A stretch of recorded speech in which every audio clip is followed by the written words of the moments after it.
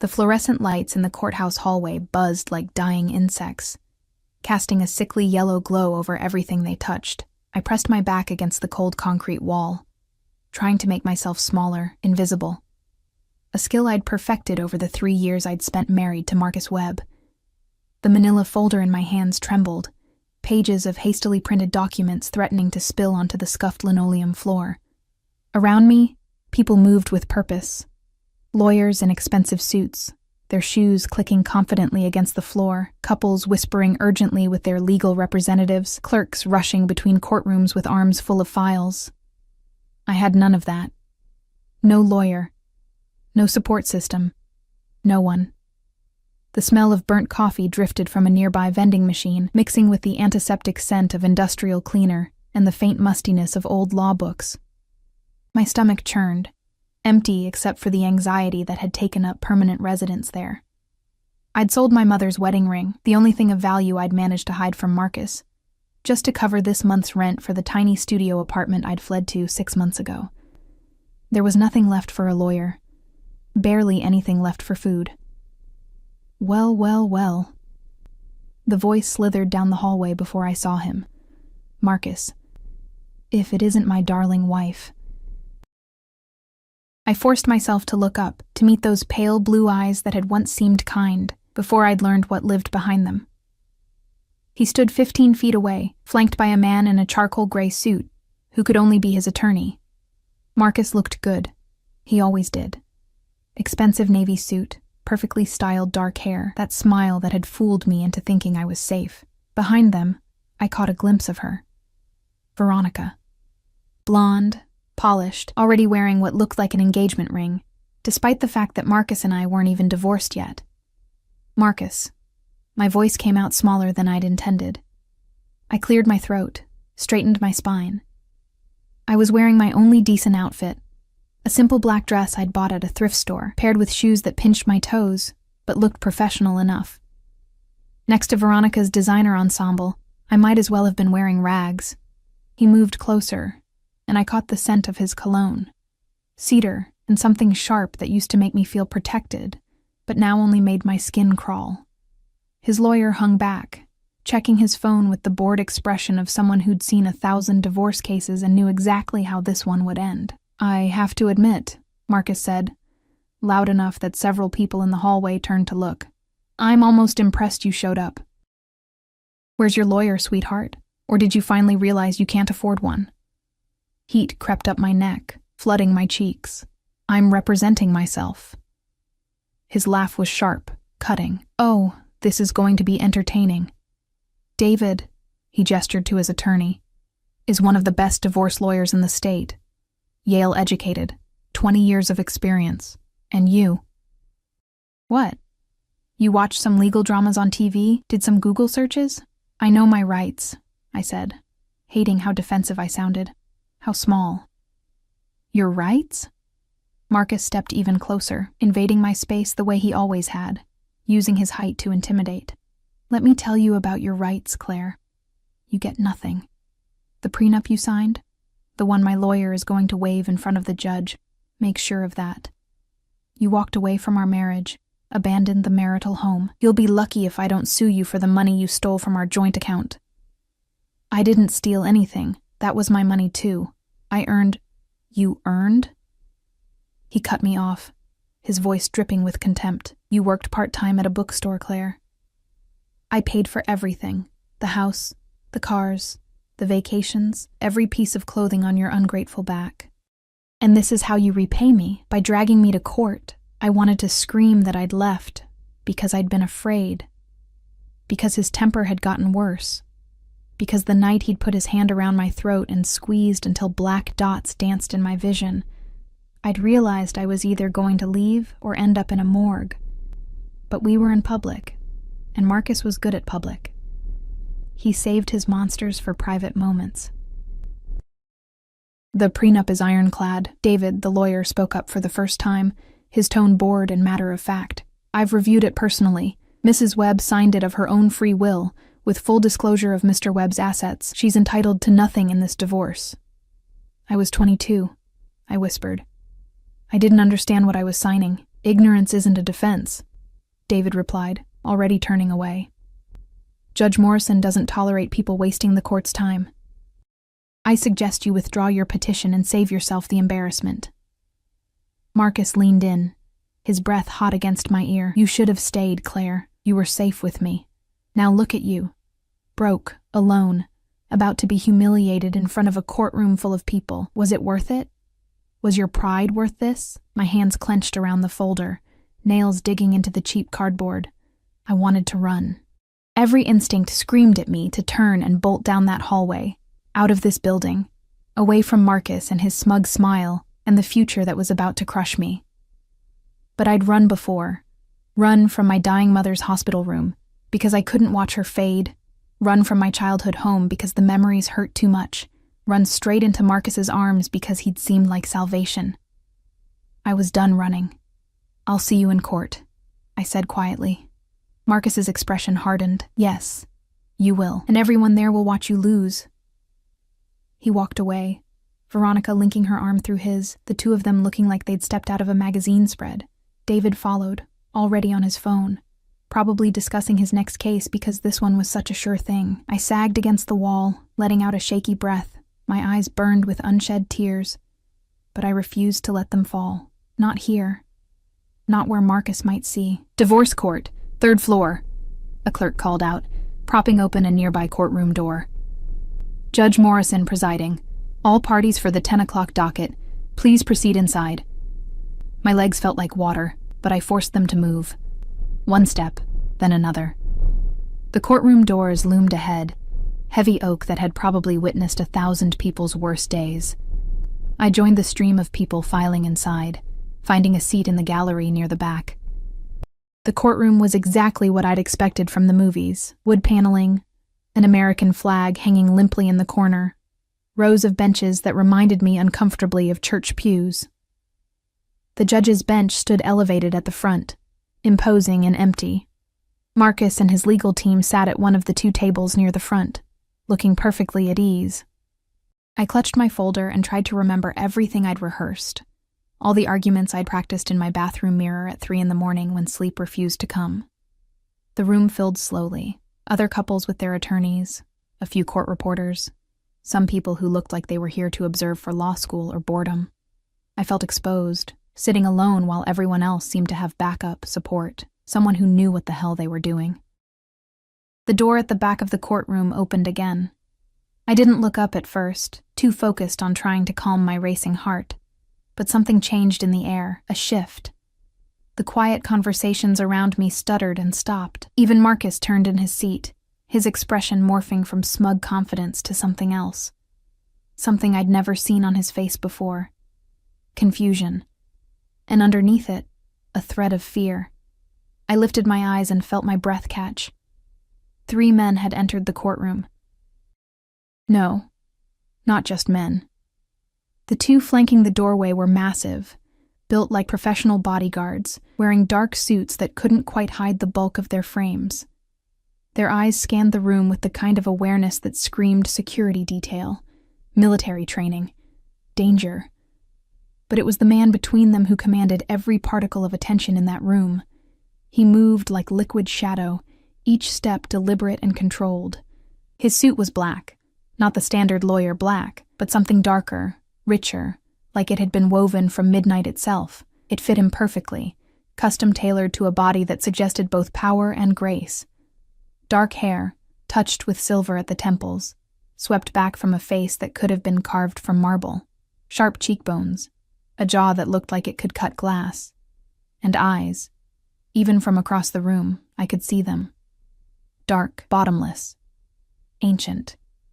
He was perhaps in his early 40s, but he carried himself with the weight of someone who'd lived 1,000 years.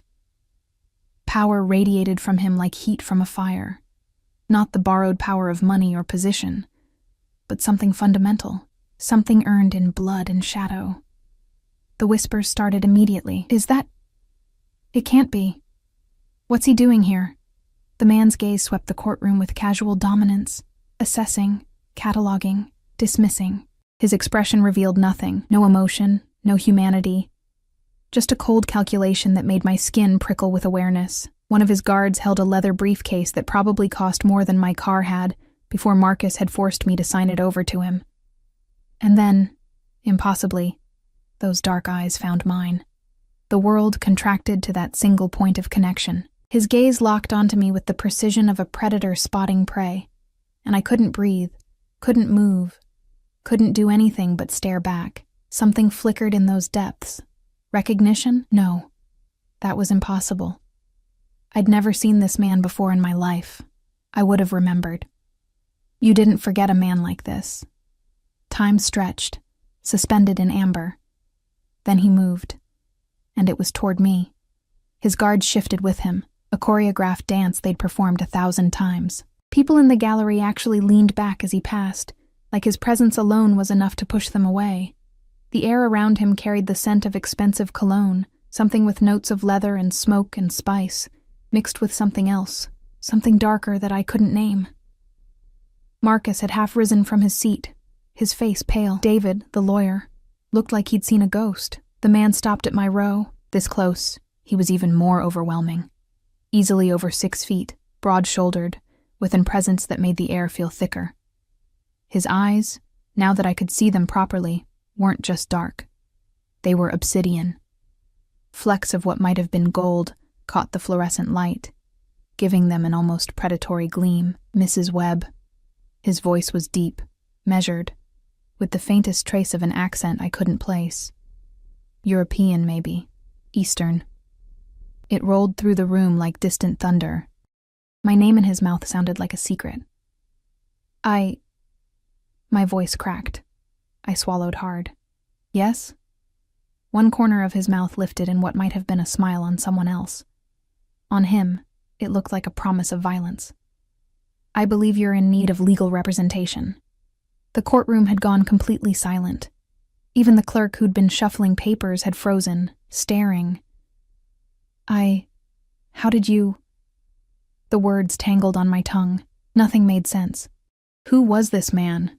How did he know my name? Why was everyone looking at him like he'd brought the apocalypse into Judge Morrison's courtroom? He reached into his jacket, a movement that made both his guards tense infinitesimally, and produced a business card, heavy cardstock, the kind that cost a fortune for no reason except to prove you could afford it.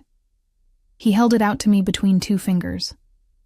I took it with trembling hands. The card was simple, elegant, embossed with letters that caught the light. Konstantin Volkov, private legal consultation, and underneath, in smaller text, some debts must be paid. Some promises must be kept. I don't understand, I whispered. You will. He didn't elaborate. Instead, he turned to address the room at large, his voice carrying effortlessly. I will be representing Mrs. Webb in these proceedings. All communications should go through me. Marcus found his voice. What the hell is this? Who are you? Konstantin Volkov didn't even look at him. It was the most devastating dismissal I'd ever witnessed. To be so thoroughly beneath someone's notice that they wouldn't dignify you with a glance. Your attorney knows who I am, Konstantin said calmly. Don't you, David? David had gone from pale to gray. He looked like he might actually be sick. Mr. Volkov, This is highly irregular. Is it? Konstantin's tone suggested he couldn't care less about irregularity. Mrs. Webb requires representation. I'm providing it. I assume you have no legal objection? David's mouth opened and closed. Whatever he'd been about to say died unuttered. Good. Konstantin gestured to one of his guards, who immediately produced a slim folder from the briefcase. I'll need a few moments to confer with my client. I trust the court can accommodate a brief delay? It wasn't really a question. The clerk nodded mutely and disappeared through a side door, presumably to inform Judge Morrison of the development. Konstantin turned back to me, and suddenly his guards had positioned themselves to create a small bubble of privacy, blocking us from the rest of the courtroom's view. He sat down in the seat next to mine with fluid grace, close enough that I could feel the heat radiating from his body. Mr. Volkov, you can't afford not to accept my representation. He cut me off, but his tone wasn't unkind, just absolute. Your husband has made a very serious mistake, Mrs. Webb. I don't understand what's happening. My voice came out small, frightened. I don't know you. Why would you help me? For the first time, something that might have been emotion flickered across his face. He studied me for a long moment, those dark eyes seeing far more than I was comfortable with. Your father, he said finally quietly, did me a great service once, a long time ago. I don't forget my debts, Mrs. Webb.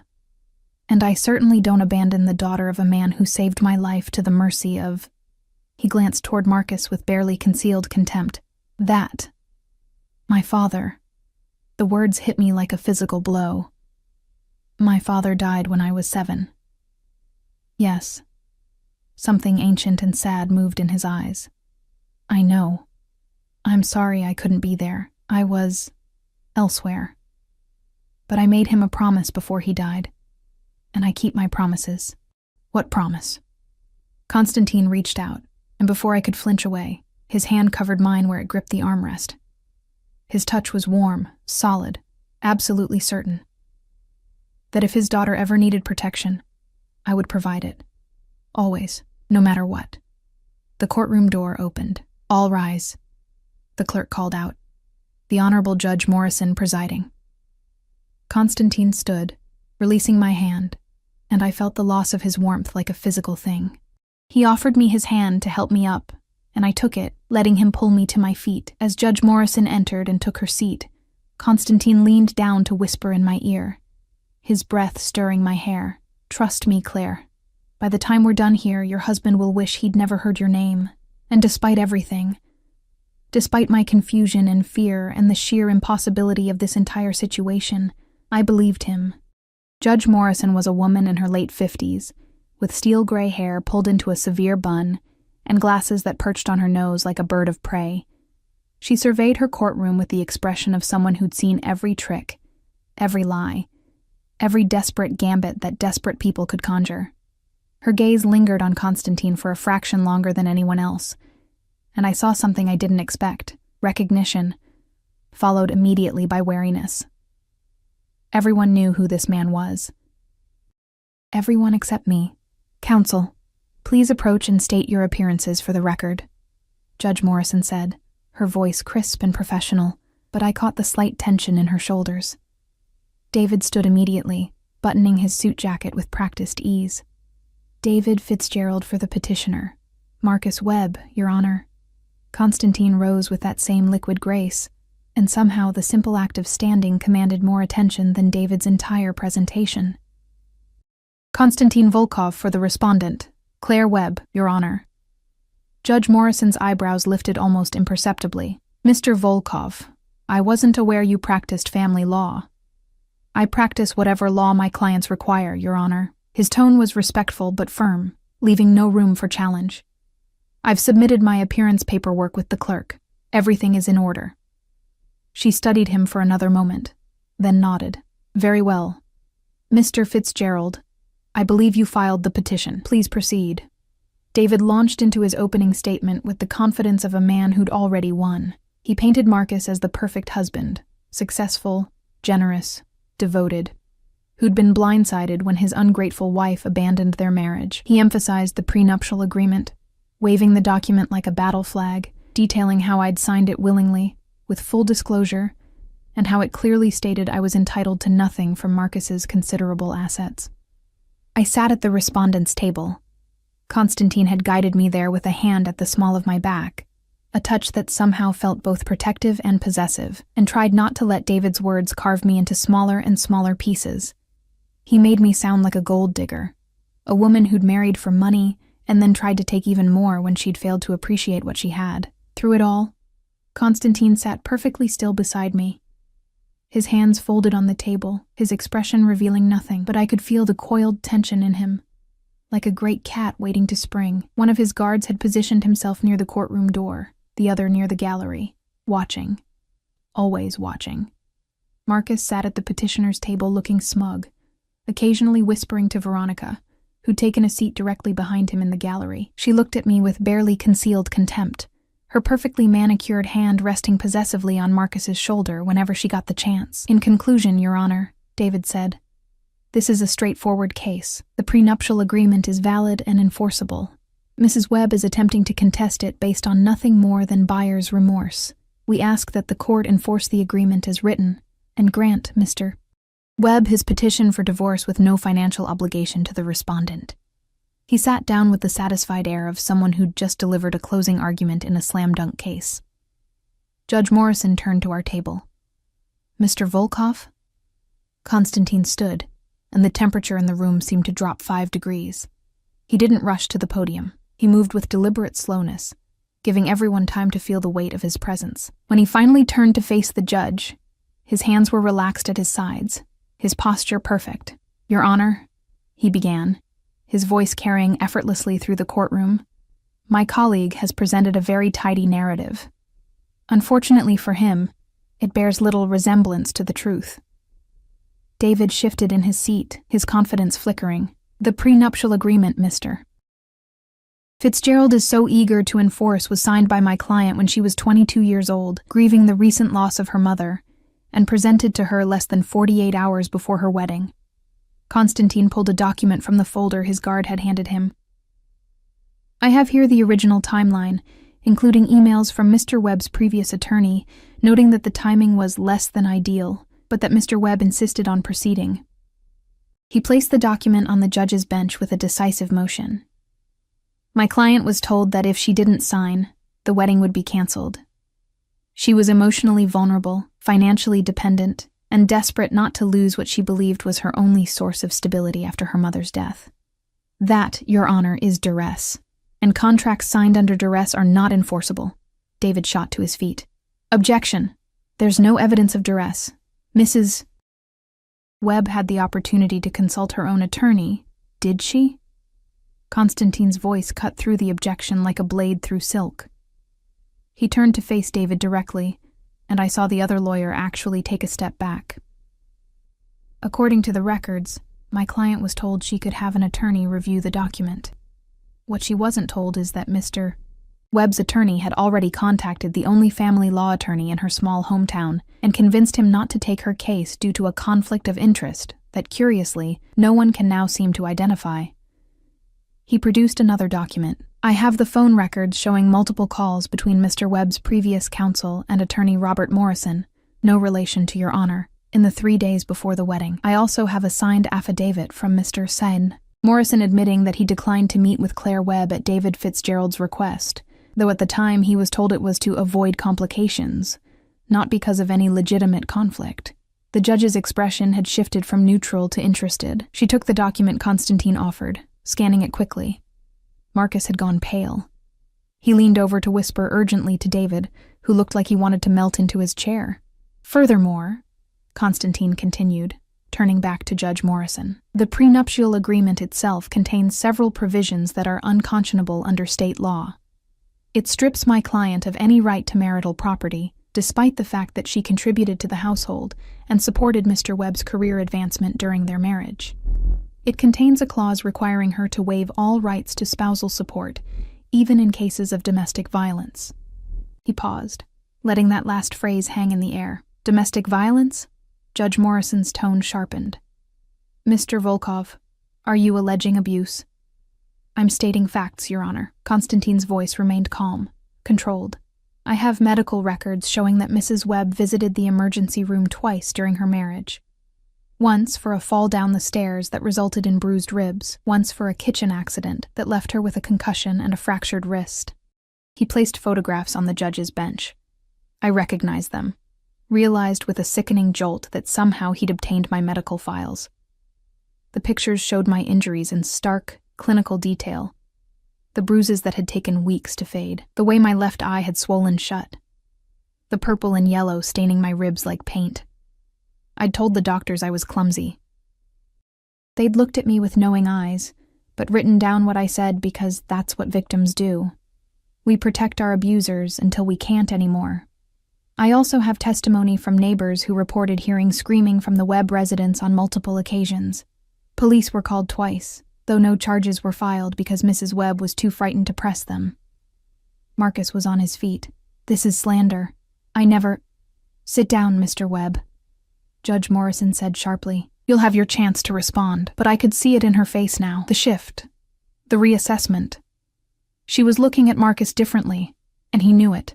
Constantine wasn't finished. The prenuptial agreement Mr. Fitzgerald wants to enforce also contains a clause stating that if Mrs. Webb leaves the marriage for any reason, she must pay Mr. Webb $50,000 for emotional damages. This is not only unconscionable. It's effectively a financial penalty designed to keep my client trapped in an abusive marriage. He turned to look at Marcus then, and the expression on his face made my blood run cold. It was hatred, pure and simple, but controlled with an iron will. Your Honor, this isn't a divorce case. It's an escape. My client didn't abandon her marriage. She fled for her life. And now her abuser wants to use the legal system to punish her for having the courage to survive. The courtroom had gone absolutely silent. Even the court reporter had stopped typing, her hands frozen over the keys. Judge Morrison removed her glasses, cleaning them with deliberate slowness while she processed everything she'd heard. When she put them back on, her expression was carved from granite. Mr. Fitzgerald, do you have any response to these allegations? David stood, but his earlier confidence had evaporated. Your Honor, we were not aware of any allegations of domestic violence. Mr. Webb has maintained that the marriage ended due to irreconcilable differences. Irreconcilable differences, Constantine interjected smoothly, being Mr. Webb's fists and my client's face. Mr. Volkov, Judge Morrison said, but there was no real censure in her tone. She turned back to David.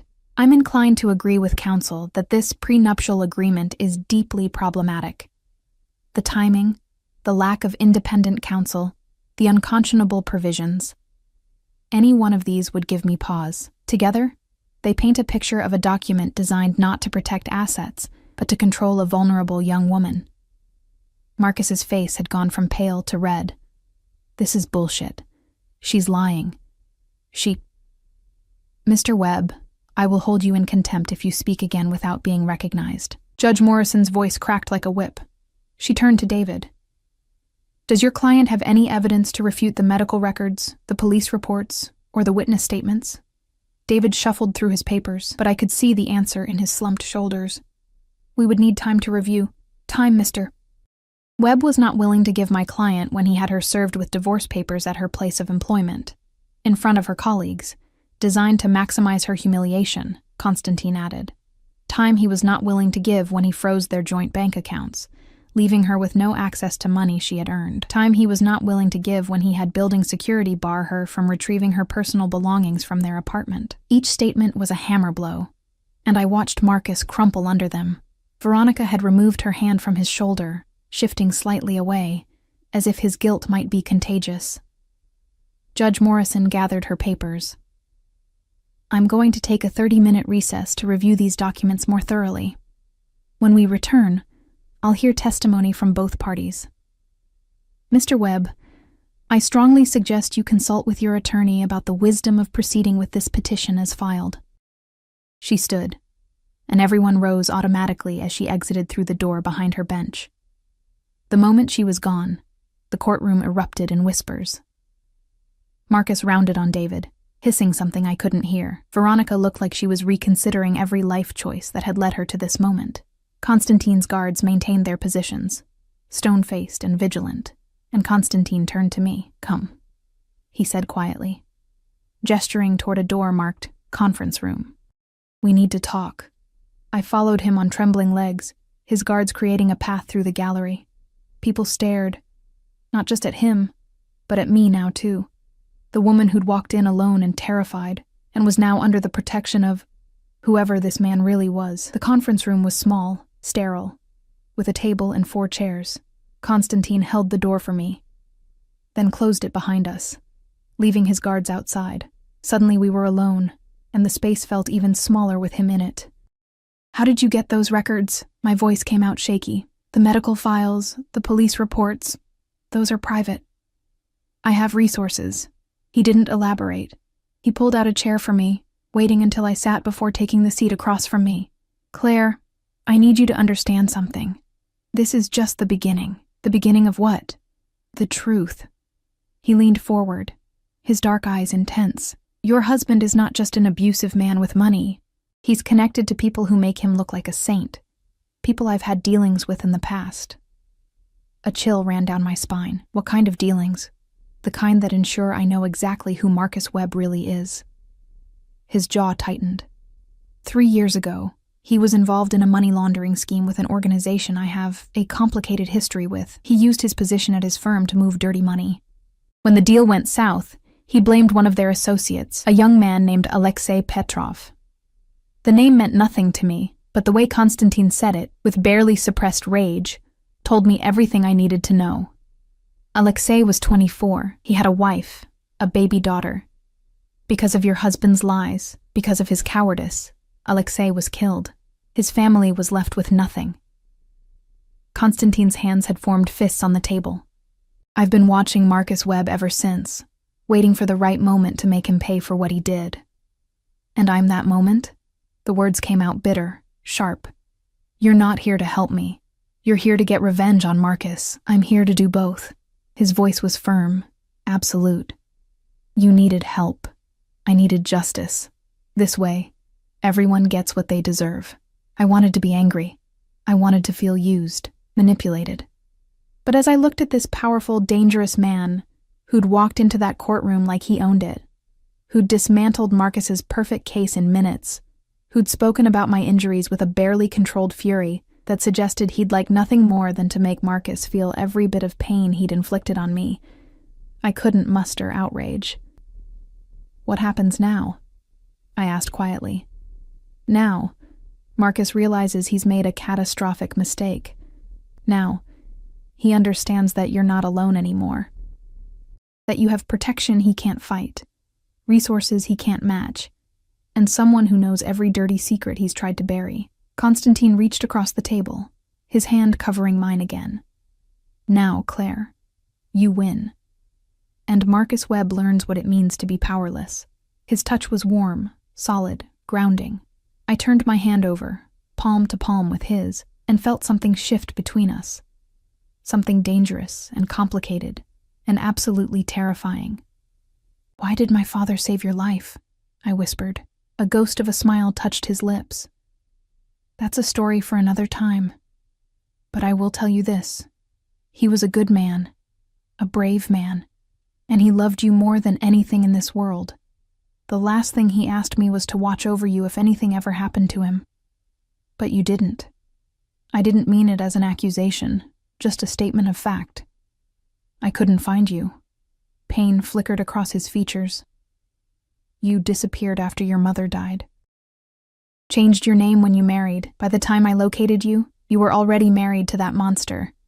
I was going to approach you, to offer help. But then..." He paused. "I saw you smile at him. You looked happy. I thought maybe I was wrong, maybe he was different with you, so I watched. And I waited. And I hated myself every day for not acting sooner." There was something in his voice, guilt, genuine and raw, that made my chest tighten. "You're here now," I said. "Yes." His grip on my hand tightened almost imperceptibly, "and I won't make the mistake of staying away again." A knock on the door interrupted us. One of Konstantin's guards, the slightly shorter one with a scar above his left eyebrow, opened the door a crack. "They're reconvening in 5 minutes." Konstantin nodded, then turned back to me. "Are you ready?" I thought about Marcus, about the years of fear, the way he'd made me feel small and worthless and trapped. I thought about walking into that courtroom alone, convinced I was going to lose everything, and I thought about this man, this dark, dangerous, impossible man, who'd appeared like something out of a dream and torn apart Marcus's carefully constructed lies. "Yes," I said. "I'm ready." We stood, and as we moved toward the door, Konstantin's hand found the small of my back again, that possessive, protective touch that made me feel simultaneously safe and claimed. Like I'd traded one form of captivity for another, but this time, the cage felt like it might have been built to keep the monsters out instead of keeping me in. The courtroom felt different when we returned. The air crackled with tension, thick enough to choke on. Marcus sat hunched at his table, David whispering urgently in his ear, while Veronica had moved back several rows in the gallery, putting distance between herself and the sinking ship. I caught her eye as I passed, and she looked away quickly, her perfectly painted face tight with something that looked like fear. Judge Morrison entered with the same stern expression, but I noticed she looked at Marcus differently now, like he was something distasteful she'd found on the bottom of her shoe. "We'll proceed with testimony," she announced, settling into her chair. "Mr. Webb, I'd like to hear your version of events. Please take the stand." Marcus stood, adjusting his tie with hands that weren't quite steady.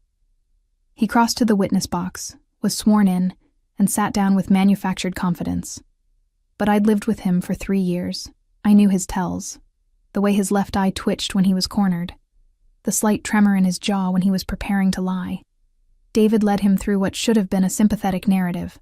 Marcus painted himself as the devoted husband, shocked when I'd suddenly left without explanation. He claimed he'd never raised a hand to me, that my injuries had been accidents, clumsy falls, mishaps in our admittedly chaotic household.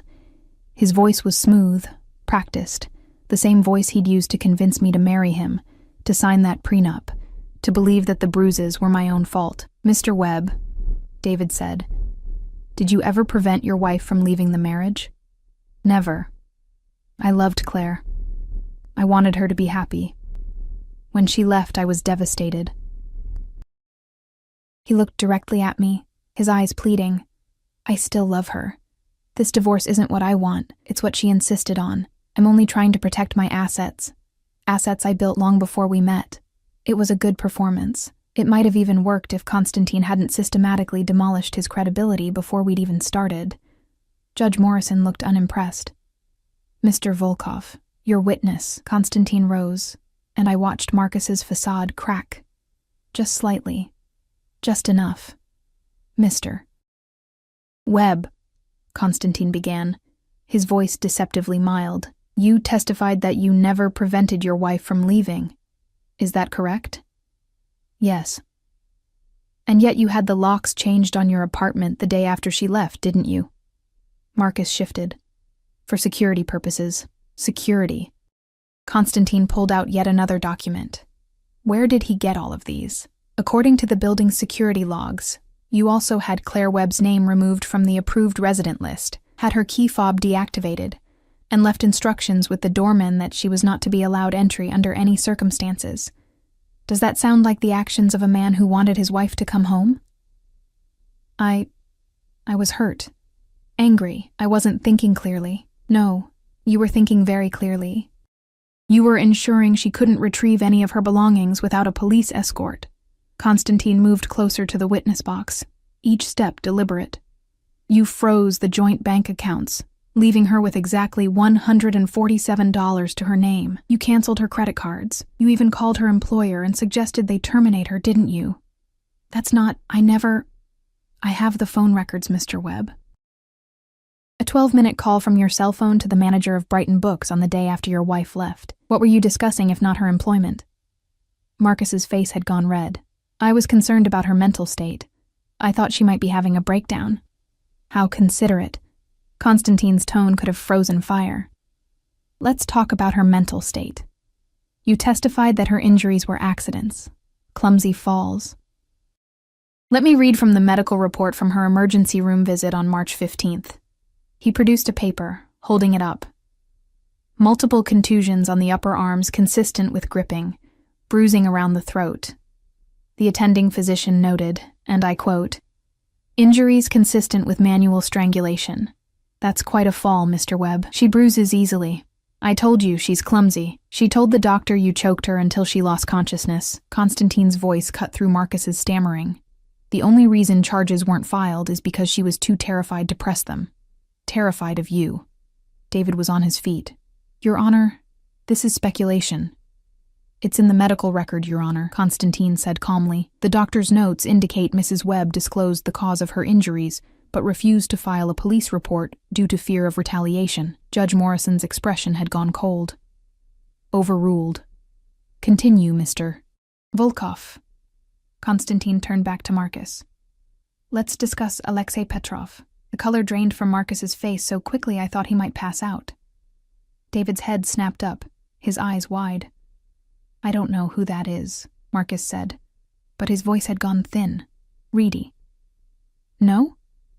Konstantin pulled out a photograph, placed it on the judge's bench. Alexei Petrov, age 24, married to Natasha Petrova, father to a 6-month-old daughter. Worked as an accountant for Meridian Holdings until he was murdered 3 years ago, shot twice in the chest, and left in an alley near the docks. The courtroom had gone deathly silent. What does this have to do with my divorce?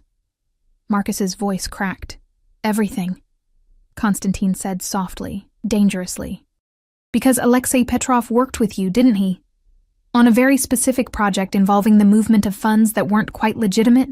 Your Honor, David practically shouted. This is completely irrelevant to the divorce proceedings.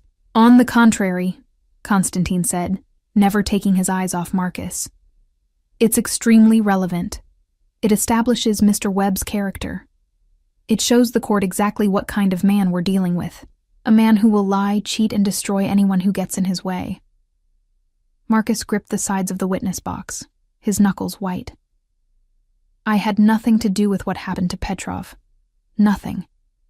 If you're accusing me of... I'm not accusing you of murder, Mr. Webb. That would be foolish without proof. Konstantin's smile was razor-sharp.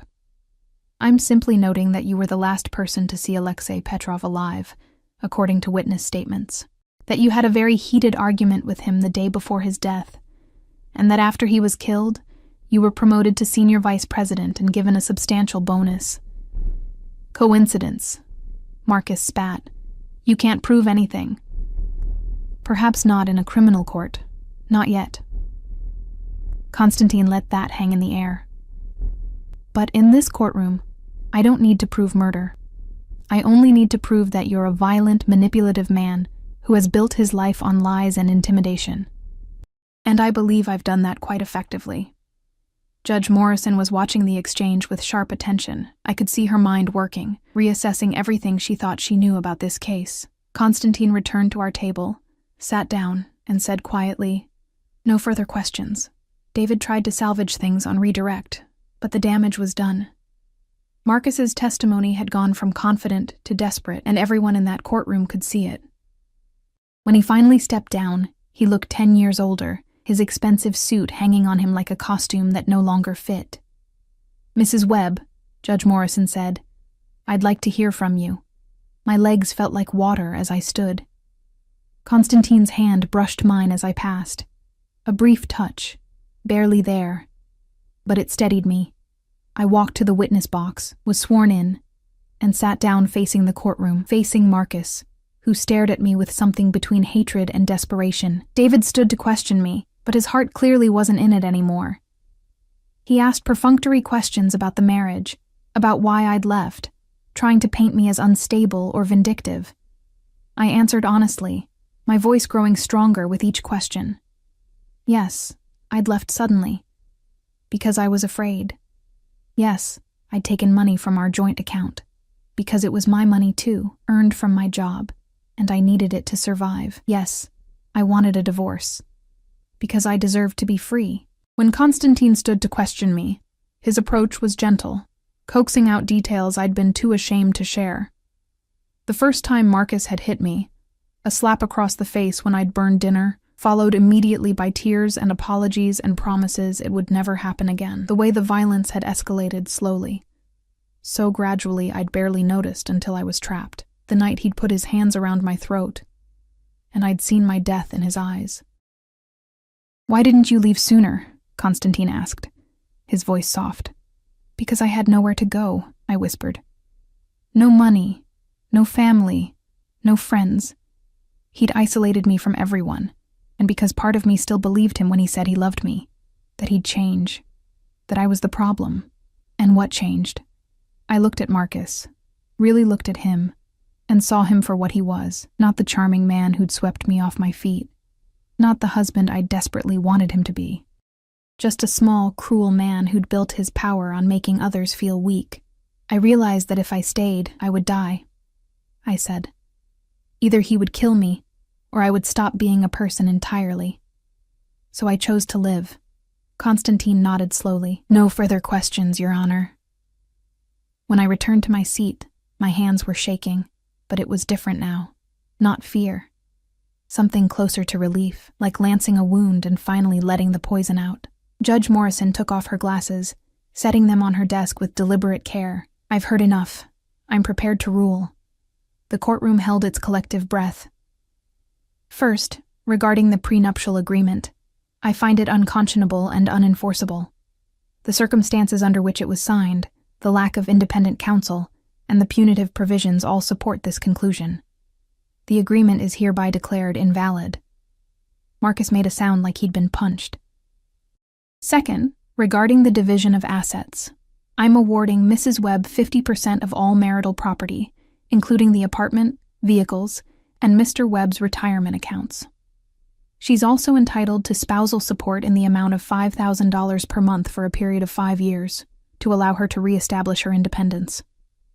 David started to object, but Judge Morrison held up a hand. Third, I'm granting a restraining order against Mr. Webb.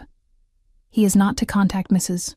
Webb directly or indirectly, not to come within 500 feet of her residence or place of employment, and not to make any disparaging statements about her to third parties.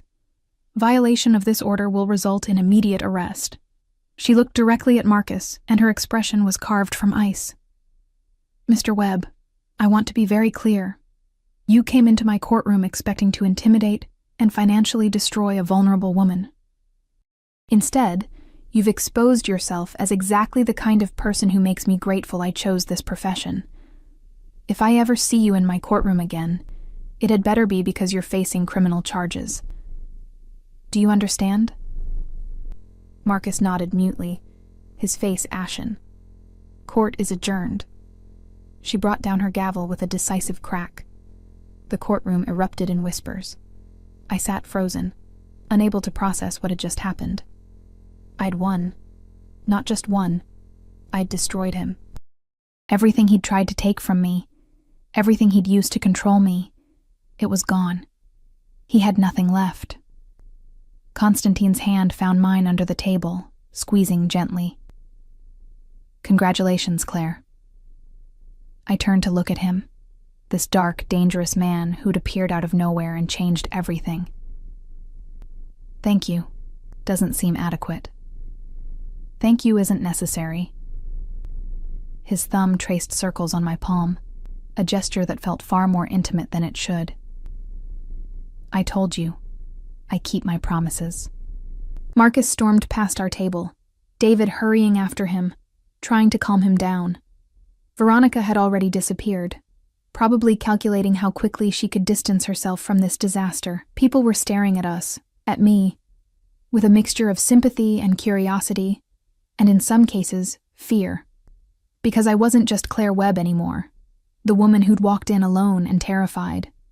I was Claire Webb, the woman under Konstantin Volkov's protection, and apparently, that meant something. Something significant enough to make an entire courtroom hold its breath. What happens now? I asked quietly. Konstantin stood, pulling me up with him. His guards materialized at our sides, forming that protective barrier again. Now, we make sure Marcus understands that his loss today is just the beginning, that if he ever comes near you again, what happened in this courtroom will seem like mercy. There was something in his voice, a dark promise that made my skin prickle with awareness. This wasn't over. Not really. This was just the first battle in a war I hadn't known I was fighting. But as Konstantin guided me toward the courtroom doors, his hand warm and possessive at the small of my back, I realized something that should have terrified me. I didn't want it to be over, not yet. The late afternoon sun slanted through the courthouse windows as we exited, painting everything in shades of amber and gold. Konstantin's guards moved ahead, scanning the street with practiced efficiency before one of them gestured that it was clear. A black SUV waited at the curb, windows tinted so dark I couldn't see inside, the kind of vehicle that screamed money and power and don't even think about it. I can take a cab, I said, suddenly aware of how deep I was getting into whatever this was. You've already done so much, Claire. Konstantin's voice was gentle but firm. He'd stopped on the courthouse steps, turning to face me. The fading sunlight caught the silver at his temples, made his dark eyes look almost warm. Almost. Do you really think I'm going to let you walk away alone? After what just happened in there? Marcus wouldn't. Marcus is desperate, humiliated, and cornered. That makes him more dangerous than ever. His hand came up to my face, and I froze as his thumb brushed my cheekbone with unexpected tenderness. I made your father a promise. I intend to keep it. The guard with the scar opened the SUV's door, waiting. I looked at the vehicle, then at Constantine, then back at the courthouse where Marcus was probably still inside, plotting his next move. Okay, I whispered. Constantine's hand moved to the small of my back. I was beginning to recognize this gesture as signature to him, possessive and protective in equal measure, and guided me to the SUV. The interior was cream leather, immaculate, smelling of expensive cologne and something else. Danger, maybe. Power. He slid in beside me, and the door closed with a solid thunk that sounded like a bank vault ceiling. The guards took the front seats, and we pulled away from the curb with smooth precision. Where do you live? Constantine asked. I gave him the address of my studio apartment, feeling embarrassed. It was in a rough neighborhood, the kind of place where sirens were a nightly lullaby, and the lock on my door was more hope than security. Something flickered across his face. Concern, maybe, or disapproval. You've been living there for 6 months? It's what I could afford. I folded my hands in my lap, suddenly defensive. Not all of us have private security and armored vehicles.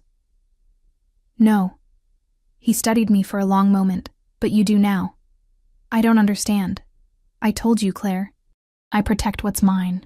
He said it so casually, like he was discussing the weather. And you are under my protection until I'm satisfied that Marcus Webb no longer poses a threat. I'm not yours, I said.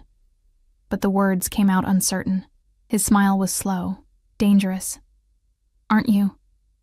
The SUV glided through traffic, and I watched the city pass by outside the tinted windows. People going about their lives, oblivious to the strange new reality I'd stumbled into. 24 hours ago, I'd been alone, terrified, convinced I was going to lose everything. Now I was sitting in a luxury vehicle next to a man who'd just dismantled my ex-husband's life with surgical precision. And I didn't even know what to call him. Savior? Protector? Captor? All of the above? Tell me about my father, I said quietly. Please. Constantine was silent for so long I thought he wouldn't answer. Then finally, your father was a doctor. Did you know that? I nodded. He worked in emergency medicine. That's all I really remember. Him coming home late, smelling like hospitals. He saved my life when I was 26 years old. I'd been shot, left to die in an alley not unlike where Alexei Petrov was found. His voice went distant, remembering. Your father was walking home from his shift. He should have kept walking. I was nobody to him, just another piece of street trash, but he didn't. He stopped. He used his own supplies, his own hands, to keep me alive until the ambulance came. That sounds like him, I whispered. When I recovered, I went to find him, to thank him, to repay the debt. Constantine's jaw tightened. He refused money, refused gifts. He told me the only payment he wanted was for me to be a better man than the life I was living suggested. He said he'd saved me for a reason, and it was up to me to make that reason worthwhile. I could hear my father's voice in those words. The gentle idealism that had driven him to work double shifts, to volunteer at free clinics, to believe that everyone deserved a chance at redemption. Did you? I asked. Become a better man? I tried. His eyes met mine, and I saw something ancient and sad in them. I'm not a good man, Claire. I never will be. But I've tried to honor your father's faith in me. I built legitimate businesses alongside the other kind. I protected people who couldn't protect themselves. And I waited for the day when I could repay his kindness by protecting the thing he loved most. Me. You. The SUV turned onto my street, and I felt embarrassment flood through me. The buildings were run down, covered in graffiti, windows barred against break-ins. A group of men loitered on the corner, eyeing the luxury vehicle with predatory interest. Constantine's expression hardened. You're not staying here.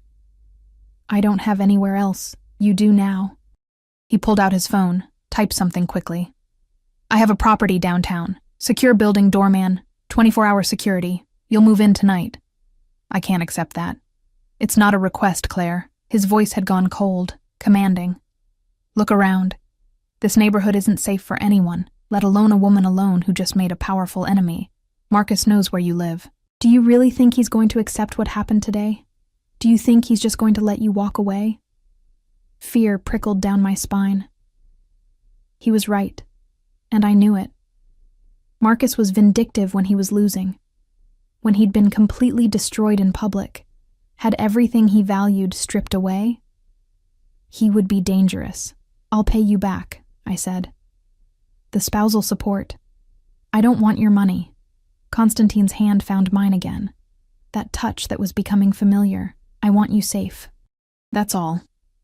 The SUV stopped in front of my building. The guard with the scar got out, scanning the area before opening my door. "Pack everything you need," Constantine said. "My men will help you. We're not staying longer than necessary." I wanted to argue, to assert some kind of independence, to prove I wasn't trading one cage for another, but the truth was, I was exhausted, bone-deep tired from years of fear, from the emotional warfare of the last few hours, from trying to be strong when I had nothing left to be strong with. "Okay," I said. His expression softened fractionally. "Good." My apartment was on the 3rd floor, accessed by a stairwell that smelled like urine and decay. I heard Constantine's sharp intake of breath as we climbed, saw his guards' hands drift toward their jackets where I suspected weapons were hidden. The lock on my door was flimsy, would barely keep out a determined child, let alone Marcus if he decided to visit. Inside, my studio was tiny but clean. I'd made it as homey as possible with secondhand furniture and plants on the windowsill. Books lined makeshift shelves. My one luxury, my escape. The bed was a futon that doubled as a couch. The kitchen was a hot plate and a mini fridge. Constantine looked around, and I saw something like fury flash across his face. "You've been living like this for 6 months." It wasn't a question. "It's not so bad," I said defensively. "It's unacceptable." He turned to one of his guards. "Pack everything, all of it. I want this place cleared in 30 minutes. "That's not necessary. Claire." He crossed to me in 2 strides, taking my shoulders in his hands. His grip was firm but not painful, his dark eyes boring into mine. "Stop fighting me. Stop trying to be strong when you don't have to be. I am offering you protection, safety, a chance to breathe without looking over your shoulder. Take it." There was something in his voice, a desperate edge that suggested this was about more than just honoring a promise to my dead father. This was personal. This was about something I didn't fully understand. "Why?" I whispered. "Why does this matter so much to you?" His hands tightened fractionally on my shoulders. For a moment I thought he might actually answer. Then he released me, stepping back, that cold mask sliding into place again. "Because I failed your father once. I won't fail you."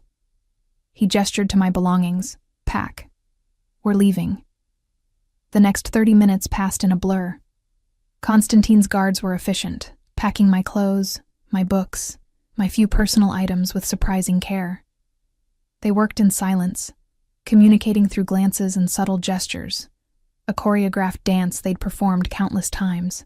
I stood in the center of my tiny apartment, watching my life being boxed up, and felt untethered. Who was I becoming? The woman who'd walked into that courthouse this morning felt like a stranger now. Everything had changed so fast. Constantine stood by the window, looking out at the street below. His phone rang twice. He answered in rapid-fire Russian, his voice low and dangerous. Whatever the conversations were about, they weren't good news. I caught words that sounded like threats, like warnings. When the last box was packed, we descended to the waiting SUV. My entire life fit into 6 boxes. 6 boxes for 29 years of living.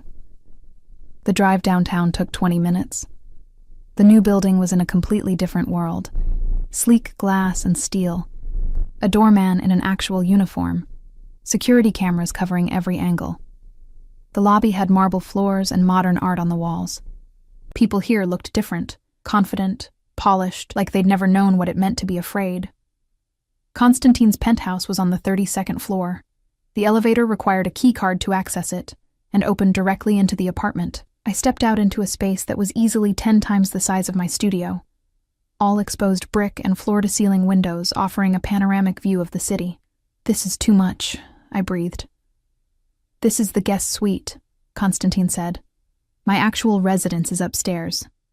But you'll have complete privacy here. 3 bedrooms, 2 bathrooms, full kitchen.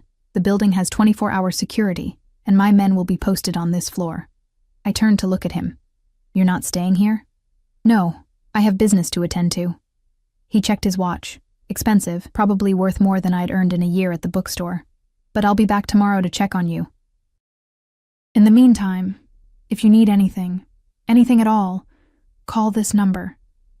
He handed me a card, different from the business card he'd given me at the courthouse.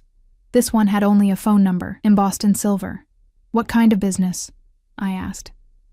His smile was sharp, cold. "The kind that ensures Marcus Webb understands the consequences of what he tried to do today." A chill ran through me. "You're not going to hurt him." "I'm not going to lay a hand on him," Constantine said, and somehow that sounded more threatening than if he'd admitted to planning violence. "But he needs to understand that you are protected, that there are lines he cannot cross, that if he comes near you, if he so much as thinks about you, there will be consequences." He moved closer, and I could smell his cologne, leather, and smoke, and spice. His hand came up to my face again, that same tender gesture that seemed so at odds with everything else about him. "Rest, Claire. You're safe now. I promise you that. Promises seem to be important to you," I said softly. "They're everything to me." His thumb brushed my lower lip, and my breath caught. "I've broken a lot of rules in my life, hurt a lot of people, done things that would horrify you.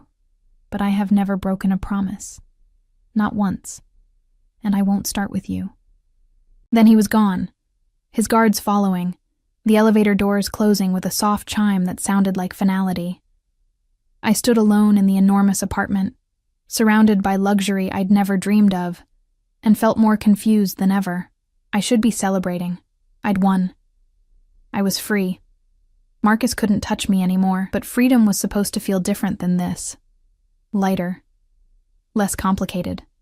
It wasn't supposed to feel like I'd simply traded one powerful man's control for another's. I walked to the windows, pressing my palm against the cool glass, and looked out at the city sprawling below. Somewhere down there, Marcus was probably plotting revenge. Somewhere up there, Constantine was doing whatever dark things men like him did to protect their interests. And I was here, suspended between 2 worlds, belonging fully to neither. My phone buzzed. An unknown number. My heart seized, thinking it might be Marcus, but the message was short and in Russian. I ran it through a translation app. "Sleep well. You are watched. You are protected. You are mine." I should have been frightened. Should have felt trapped. Instead, for the first time in 6 months, I felt the tight knot of fear in my chest begin to loosen. Whatever Konstantin Volkov was, savior or captor, protector or possessor, he'd meant what he said. I was safe. And somehow, that was enough. For now. I woke to sunlight streaming through unfamiliar windows and, for a disorienting moment, didn't know where I was. Then it all came rushing back. The courthouse, Constantine, this penthouse that felt more like a dream than reality. I'd fallen asleep on the enormous couch, still wearing yesterday's clothes, too exhausted to even find the bedroom. My phone showed it was nearly noon. I had 7 missed calls from numbers I didn't recognize, and 1 text message from the number Constantine had given me. "Lunch will be delivered at 1 p.m. Eat. K." Even his texts were commands. I showered in a bathroom that was larger than my old studio's kitchen, using products that probably cost more than my monthly grocery budget. The hot water felt like a luxury I'd forgotten existed. When I emerged, wrapped in a towel that was impossibly soft, I found my boxes had been unpacked while I slept. My clothes hung in the closet, my books arranged on built-in shelves, my few personal items placed carefully on surfaces throughout the apartment. The intrusion should have bothered me, should have felt like a violation. Instead, it felt like being taken care of. Like someone had noticed I was too exhausted to do it myself and had simply handled it. I was pulling on jeans and a sweater when the doorbell rang. An actual doorbell, melodious and elegant. Through the peephole, I saw a man in a chef's coat holding several bags from a restaurant, whose name I recognized from magazine spreads about places I'd never be able to afford. I opened the door cautiously. I didn't order. "Mr. Volkov's standing order, ma'am," the man said with a professional smile. "Where would you like me to set up?" 20 minutes later, I sat at the dining table staring at enough food for 4 people. Gourmet sandwiches, salads with ingredients I couldn't pronounce, pastries that looked like art. The chef had arranged everything, provided serving suggestions, and departed with a slight bow that made me feel like royalty. I was picking at a salad when my phone rang. Constantine's number. "Did you eat?" His voice was rough, like he'd been up all night. "I'm eating now. This is too much food. You're too thin." A pause. "How did you sleep?" "Fine." I hesitated. "Where are you?" "Handling things." Background noise suggested he was in a car. "I'll be there in an hour. We need to talk." He hung up before I could respond, leaving me staring at my phone and wondering what handling things meant in Konstantin Volkov's world. I spent the next hour exploring the penthouse, trying to make sense of my new reality. Every room was perfectly appointed, decorated with the kind of taste that came from having unlimited resources and excellent advisors. But there were no personal touches, no photographs or mementos. It felt less like a home and more like a very expensive hotel suite. When the elevator chimed precisely 60 minutes later, I was waiting in the living room, nervous energy making it impossible to sit still. Konstantin emerged looking different than he had in court. He'd shed the suit jacket, rolled up his sleeves to reveal forearms corded with muscle, and marked with scars that told stories I probably didn't want to know. His hair was slightly disheveled, his jaw shadowed with stubble. He looked dangerous, exhausted. Real, Claire. His eyes swept over me, assessing, checking for, what? Damage? Fear? "You look rested." "You don't." I crossed my arms. "What have you been doing?" "Ensuring your safety." He moved to the windows, looking out at the city with the air of a general surveying a battlefield. "Marcus made some calls last night, tried to leverage some old connections to make trouble for you. I made certain those connections understood that would be inadvisable." "By threatening them?" "By explaining reality." He turned to face me. "Marcus Webb is finished in this city, Claire. His law firm asked for his resignation this morning. His country club revoked his membership. Several of his business associates have suddenly remembered prior commitments that prevent them from working with him. He's radioactive now, and everyone knows why. Because of you. Because he tried to destroy you." Konstantin's voice was hard. "Because he thought he could abuse you, trap you, humiliate you in court, and face no consequences. I simply corrected that misunderstanding. I should have felt vindicated, triumphant even. Instead, I felt hollow." "What about Veronica?" A cold smile touched his lips. "She left him last night. Apparently, being associated with a man who beats women and may have ties to murder isn't good for her social media brand." Despite everything, I laughed. It came out slightly hysterical, but it was real. "So it's over? Just like that?" "Not quite." Konstantin's expression darkened. "Marcus made one more call last night to a man named Viktor Sokolov. Do you know that name?" I shook my head. "Viktor is someone I have history with. Complicated history." He moved closer, and I could see the tension in his shoulders, the carefully controlled anger. "Marcus tried to make a deal, offered information about my business operations in exchange for Viktor's help in getting revenge on you." My blood ran cold. What kind of revenge? The permanent kind. His hand found my face, gentle despite the violence in his words. "Viktor declined, not because he has any loyalty to me, but because I made him understand that touching you would start a war he cannot win. But the fact that Marcus tried means he's more dangerous than I anticipated. He's willing to go to people who would kill you without hesitation. So what do? We eliminate the threat." Konstantin's thumb traced my cheekbone. "Permanently. You're going to kill him." It wasn't a question. "No." His eyes met mine. "But I'm going to make him wish I had. By the time I'm finished, Marcus Webb will be so completely destroyed that he'll spend the rest of his miserable life grateful I allowed him to keep breathing. There was something terrifying about the calm certainty in his voice. This wasn't rage or revenge, this was justice, executed with surgical precision by a man who'd probably done it 100 times before. "I don't want you to become a monster because of me," I whispered. His laugh was bitter. "Claire, I've been a monster for 20 years. Your father saw something in me worth saving, and I've tried to honor that. But what I am, what I've always been, is someone who protects what's mine. And you are mine now, whether you accept it or not. I'm not a possession. No." He stepped closer, crowding me against the window, his body radiating heat. "You're far more than that. You're the daughter of the only man who ever showed me unconditional kindness. You're a woman who survived years of abuse and still found the courage to fight back. You're brave and smart and so goddamn beautiful it makes my chest hurt to look at you." His hand slid into my hair, tilting my face up to his. "And you're under my protection, which means anyone who tries to hurt you has to go through me first. That's not possession, Claire. That's devotion." My heart was hammering so hard I thought it might bruise my ribs. "This is insane. I don't even know you. You know enough." His forehead rested against mine, his breath warm against my lips. "You know I kept my promise to your father. You know I destroyed the man who hurt you. You know I'll do whatever it takes to keep you safe. What else do you need to know? Everything." My hands had somehow found his chest, feeling his heart beat as fast as mine. "I need to know who you really are, what you really do. Why my father mattered so much to you that you'd upend your entire life for me." Constantine pulled back slightly, studying my face. Then he made a decision. I could see it in his eyes, the way something shifted and settled. "Okay," he said quietly. "I'll tell you everything. But first, there's someone you need to meet." He pulled out his phone, typed something, then pocketed it again. "She's been wanting to meet you for a long time." "She?"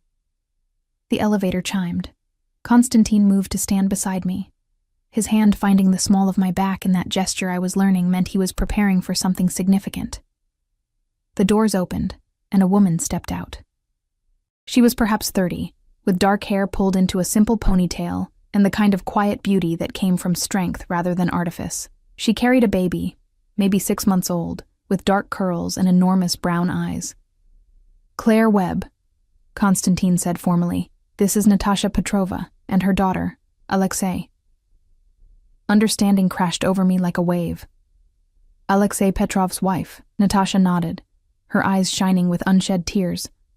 She said something in Russian, her voice thick with emotion. Constantine translated. "She says thank you for helping bring justice to the man who destroyed her family. I didn't—" My voice cracked. "I didn't do anything. Constantine did everything." More Russian, and Constantine's expression softened in a way I hadn't seen before. "She says you gave him the opportunity. That your courage gave him the weapon he needed. Marcus Webb's public destruction means people are asking questions about Alexei's death. The police have reopened the investigation. There may finally be justice." Natasha crossed to me, shifting the baby to one arm so she could take my hand. She spoke again, and this time I didn't need translation. The gratitude in her eyes, the way she squeezed my fingers, the tears that finally spilled over. It was a language beyond words. "Constantine has been supporting us since Alexei died," she said in accented but clear English. "He pays for apartment, for baby, for everything. He says his debt, but is more, is family." She looked at Constantine with such obvious affection that I felt a pang of something that might have been jealousy. But there was nothing romantic in the way he looked back, only the fierce protectiveness of someone who'd claimed responsibility for her safety. "Alexei saved my life once," Constantine said quietly, "when another associate tried to kill me over a disputed territory. He warned me, gave me time to prepare. It cost him Marcus's favor, made him a target, and I wasn't able to protect him when it mattered. So you protected his family instead," I finished. "It wasn't enough. It's never enough." His jaw tightened. "But it's what I could do, what I can still do." The baby, little Alexei, reached for Constantine with chubby hands, and he took her with surprising gentleness. She settled against his chest, playing with his collar, completely at ease. The contrast was striking. This dangerous man, this killer in expensive clothes, holding a baby with the careful tenderness of someone who understood exactly how fragile life was. Your father taught me that protecting people matters, he said, his eyes on the baby. That some debts transcend money or power. That family, chosen or blood, is worth more than empires. He looked up at me. That's who I am, Claire. That's what I do. I protect my family. Natasha stayed for another hour, drinking tea while little Alexei napped on the couch between us. She told me about her husband, his laugh, his dreams for their daughter, the way he'd tried so hard to be a good man in a world that didn't reward goodness. She told me how Konstantin had appeared at her door 3 days after Alexei's funeral, eyes full of guilt and fury, and promised that she would never want for anything. How he'd kept that promise every single day since. He is good man, she said firmly when she was leaving. Dangerous, yes, but good. He keeps promises. He protects family. You are lucky to have him. After she left, Konstantin and I stood at the windows again, watching the sun set over the city.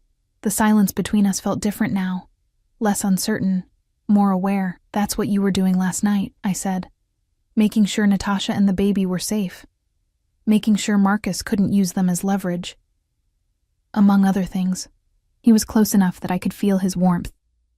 I told you, Claire. I protect what's mine, and I'm yours. Yes. No hesitation. No apology.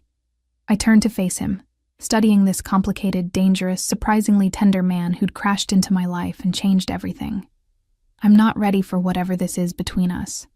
I just got out of a marriage where I was controlled and hurt and made to feel small. I need time. Space. The freedom to figure out who I am without someone dictating it. I know. His hand came up to my face, that gesture becoming familiar, comforting. I'm not asking you to love me, Claire. I'm not even asking you to trust me yet. I'm just asking you to let me keep my promise. Let me protect you. Let me give you the space and time and freedom you need to heal. And if someday you decide you want more than that, he paused, I'll be here. I'll always be here. What if I decide I don't want more? What if I just want to be free? Pain flickered across his face, but his voice was steady. Then I'll still be here, protecting you from a distance, making sure you're safe, honoring your father's faith in me. You don't owe me anything, Claire. Not gratitude, not affection, not your presence. The debt is mine, not yours. I reached up, covering his hand with mine where it rested against my face. That's not fair to you. Life isn't fair. His smile was sad. If it was, your father would still be alive. Alexei Petrov would be watching his daughter grow up. You would never have met Marcus Webb, but we work with what we have, and what I have is the ability to protect you. To give you the life your father would have wanted for you. That's enough. What if it's not enough for me? The words surprised me even as I said them. What if I want to know more about you?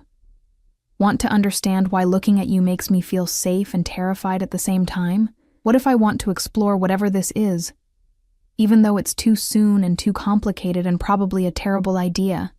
His eyes darkened, and I saw hunger there, carefully leashed, but present. Then we take it slow, at your pace, with your boundaries. I told you, Claire, I keep my promises. And I promise you this, I will never push you, never pressure you, never make you feel trapped or controlled. What we have, if we have anything, will be your choice. Always. That's a big promise. I don't make small ones. His thumb brushed my lower lip, and I felt heat pool in my stomach. But I mean it. You're free, Claire. Truly free. If you walk away right now, I'll let you go. I'll still protect you. Still make sure Marcus can't touch you. Still honor my debt to your father. But I won't chase you. I won't manipulate you. The choice is always yours. I believed him. Against all logic, against all my recent experience with powerful men making promises they didn't keep, I believed him. I'm not walking away, I said quietly. Not yet. But I need time. I need to figure out who I am outside of being Marcus's victim or your protected asset. I need to be just Claire for a while. Then be Claire. He released me, stepping back to give me space even though I could see the effort it cost him. Stay here as long as you need. Use the apartment, the security, the resources. I'll be here if you need me, but I won't crowd you. We can have dinner sometimes if you want. Talk, get to know each other like normal people. We're not normal people. His laugh was genuine, warm. No, we're really not. But we can try. Over the following weeks, we fell into a rhythm. Constantine would visit the penthouse most evenings. Always announced, never presumptuous. We'd have dinner, sometimes delivered by that same chef, sometimes takeout from neighborhood restaurants I'd never tried. We talked about everything and nothing. He told me about his childhood in Russia, the violence that had shaped him, the choices that had led him down a dark path. I told him about my mother, my father, the hole their deaths had left in my life. He never touched me beyond that gesture at my back, that hand on my face, never pushed for more, but the awareness between us grew with each conversation, each shared meal, each moment of comfortable silence. Marcus tried once to contact me. A desperate email that Constantine's security team intercepted. The message was rambling, accusatory, threatening legal action for defamation and conspiracy. Constantine handled it with a single phone call, and I never heard from Marcus again. I learned later that he'd moved to another state, taken a job with a firm that didn't know his history, and was apparently dating someone new, who, according to Natasha's updates, was too smart to put up with his bullshit. 3 months after the courthouse, I got a job at a small publishing house as an editorial assistant. It was entry-level, barely paid enough to cover my groceries, but it was mine. Something I'd earned, not something given to me by a powerful man. Constantine was pleased when I told him, his smile genuine and proud. "You don't need to work," he said over dinner that night. "The spousal support, I need to work." I interrupted. "I need to build something that's mine. You understand that, don't you?" "I do." He raised his wine glass in a toast. "To Claire Webb, editorial assistant. May your authors be talented and your deadlines forgiving." I laughed, clinking my glass against his, and felt something shift between us. We were finding our balance, learning how to be in each other's orbit without collision. It was Natasha who finally pushed me to acknowledge what was growing between us. She'd started visiting regularly, bringing little Alexei to play while we drank tea and talked. She'd become a friend, my first real friend in years. "You love him," she said bluntly one afternoon, watching me stare at my phone where a text from Constantine sat unopened. "Dinner tonight? I found a new Thai place you'd like." "It's complicated. Love always is." She bounced the baby on her knee, "but is simple too. He loves you. You love him. Everything else is just fear. I'm not ready to be in a relationship. I'm barely out of my marriage. So don't be in relationship," she shrugged. "Be in something else. Something you define. Something that's yours." She fixed me with a knowing look. "But don't run from it because you're scared. Run from Marcus was brave. Run from Constantine is just fear." That night, when Constantine arrived for dinner, I opened the door already knowing what I was going to say. "Hi," he said, holding up a bag that smelled amazing. "I brought pad thai and..." I kissed him. It wasn't planned, wasn't thought through. I just reached up, grabbed his collar, and pressed my lips to his. For a heartbeat, he was frozen in surprise. Then the bag hit the floor, probably ruining an expensive carpet, and his arms came around me, pulling me close as he kissed me back with a hunger that had been carefully restrained for months. He tasted like coffee, and want and promises kept. His hands were gentle despite their strength, one cupping the back of my head, the other at my waist. When we finally broke apart, both breathing hard, he rested his forehead against mine. "Claire, I don't know what this is," I said quickly. "I don't know if it's smart or healthy or if I'm ready, but I know I want to find out, with you.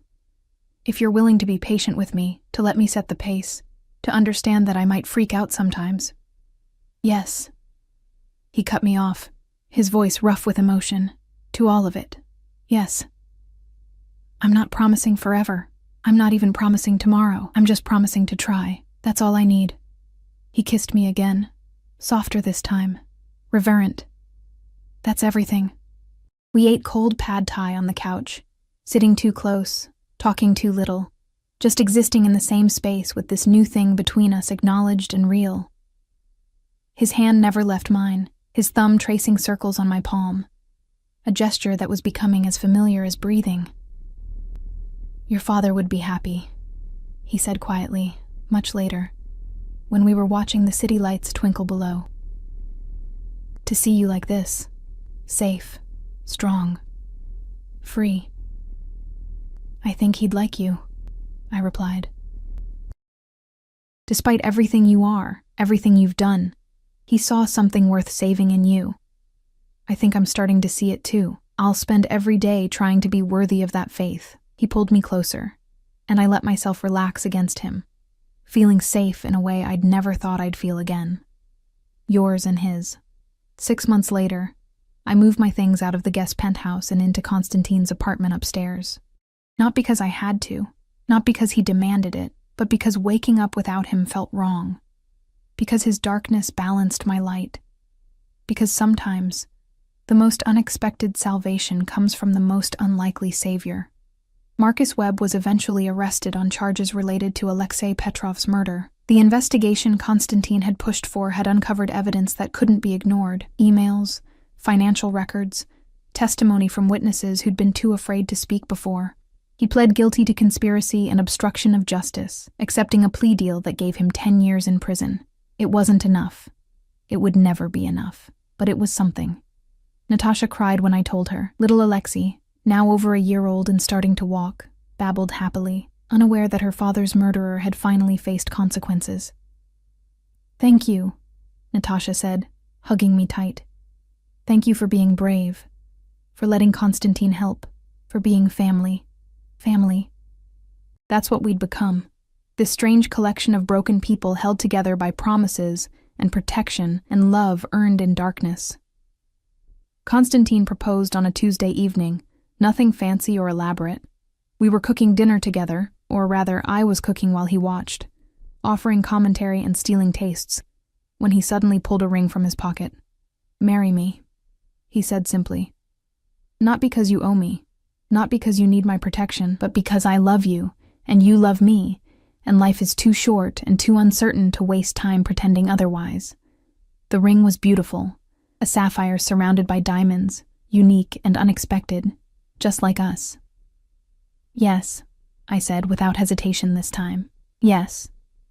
We married 6 months later, a small ceremony attended by Natasha, little Alexei, Constantine's guards who'd become friends, and a handful of people from my publishing house who'd become my chosen family. It wasn't the fairy tale wedding I'd imagined as a girl. It was better. Real. Honest, built on a foundation of truth and trust earned through darkness. My father wasn't there to walk me down the aisle.